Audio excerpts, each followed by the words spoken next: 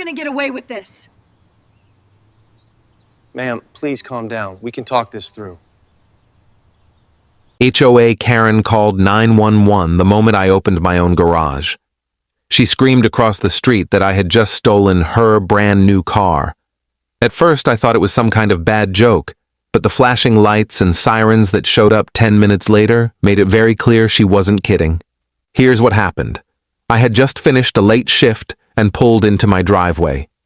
My garage door rolled open, and sitting inside was my new car, a sleek black sedan I'd bought 2 weeks earlier after trading in my old truck. I was proud of it, and it was parked exactly where it should be, inside my garage. But the moment I stepped out, Karen came storming down the sidewalk, screaming like I was some criminal caught red-handed. "That's my car!"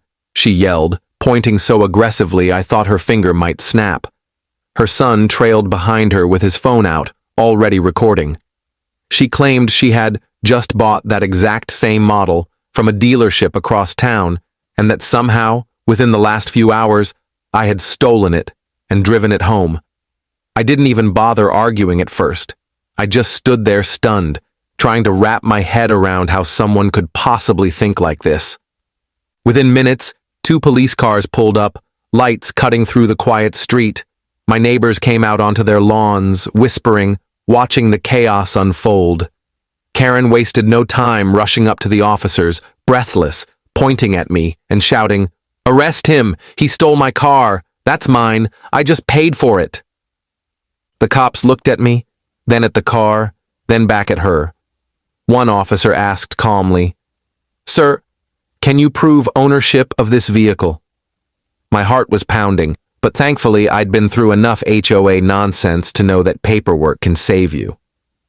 I pulled out my wallet and walked straight into the garage. My registration, my insurance, and my bill of sale were all neatly in a folder in the glove box. When I handed everything over, the officer took one look, then another, and his entire posture changed.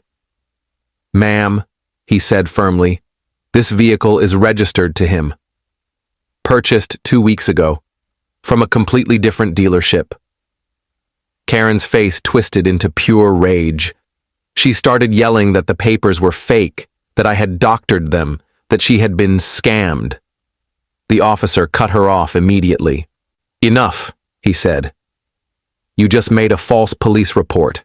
Do you realize how serious that is?" Suddenly, the energy shifted. The neighbors who had been silently watching started shaking their heads, some even filming. Her son, who had been smirking behind the camera, lowered his phone and muttered something about going home. Karen, red-faced and stuttering, tried to backpedal, saying she was just trying to protect the community. But the officers weren't buying it.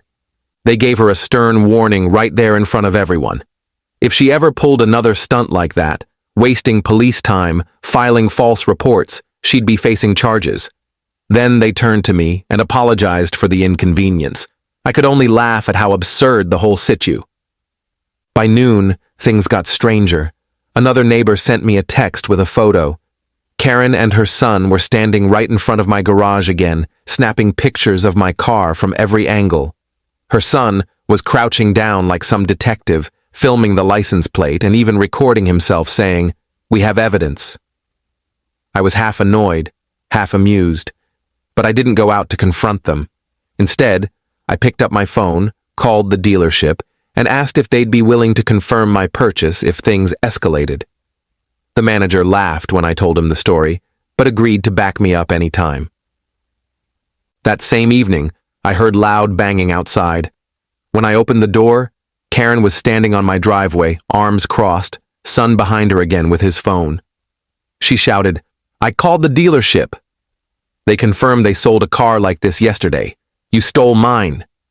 I couldn't help but laugh, which only made her angrier. Right then, a patrol car rolled by.